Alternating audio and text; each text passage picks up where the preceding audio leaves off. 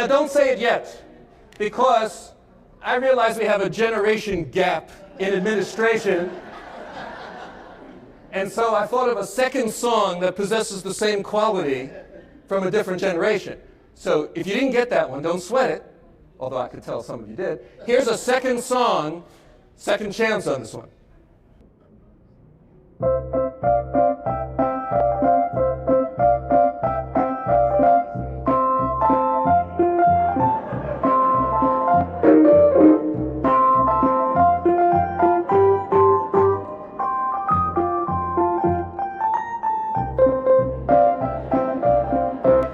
You got them both, I could tell.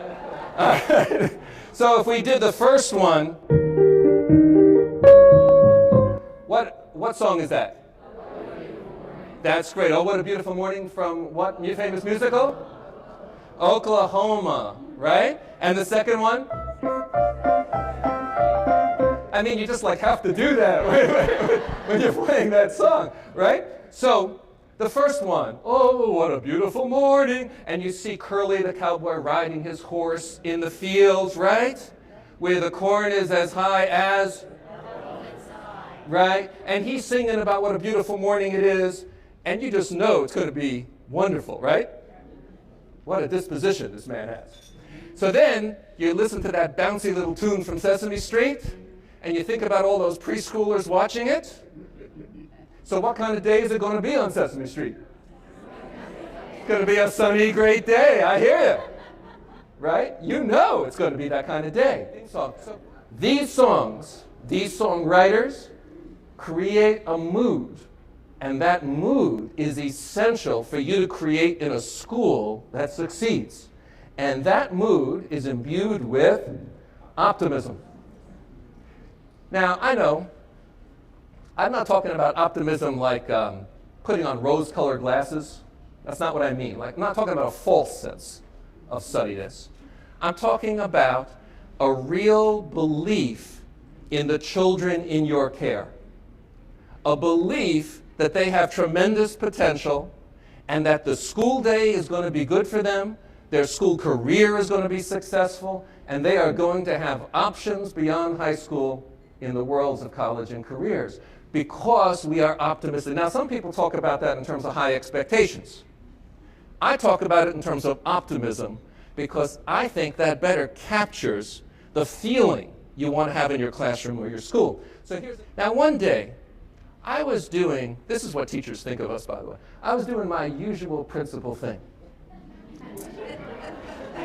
I was walking around. So my wife says, all you do is walk around and talk to people. That's all.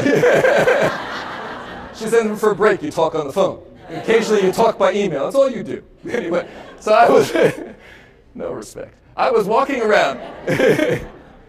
And I walk in and out of every classroom every day because I believe very strongly that an effective administrator is highly visible and accessible. So I'm walking around and I'm walking in and out of the classes.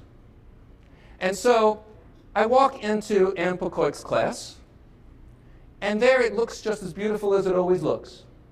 She's sitting at a little table with kids gathered around her, and the rest of the kids are working independently, and it looks just as great as it always looks in Anne's room.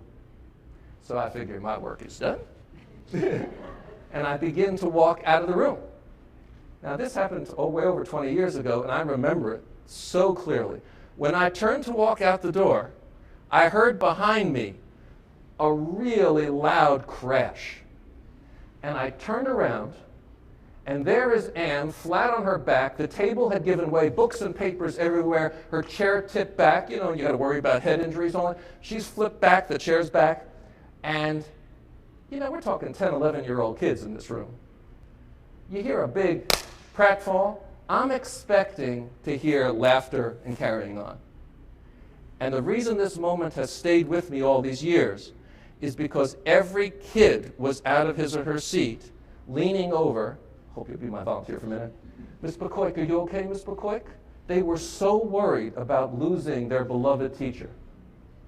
It was such a testament to what happens when a teacher is optimistic about her children's potential and so believes in them that they will do anything to be with her and care that deeply about her. Now, we all read the famous research, remember Pygmalion in the classroom back in the 1960s, that basically, you know, you get what you expect. Within limits, you get what you expect.